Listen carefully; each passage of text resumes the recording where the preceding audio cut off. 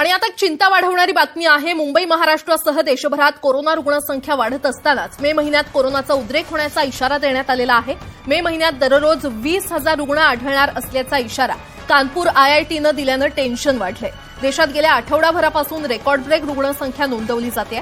देशात सध्या 25,587 सक्रिय रुग्ण आहेत, तर मे महिन्यात सर्दी खोकला अशी लक्षणं असणारे कोरोना रुग्ण वाढतील आणि यामध्ये दररोज 20,000 रुग्ण आढळतील असा इशारा कानपूर आयआयटीचे वरिष्ठ शास्त्रज्ञ प्राध्यापक मनिंद्र अगरवाल यांनी दिलेला आहे।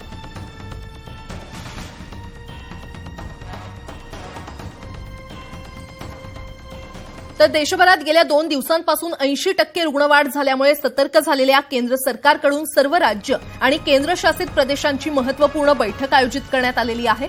केंद्रीय आरोग्य मंत्री मनसुख मांडविया ही बैठक घेणार आहेत। यावेळी कोरोना रोखण्यासाठी नव्या गाईडलाईन जाहीर होतात का याकडे सगळ्यांचं लक्ष लागलंय।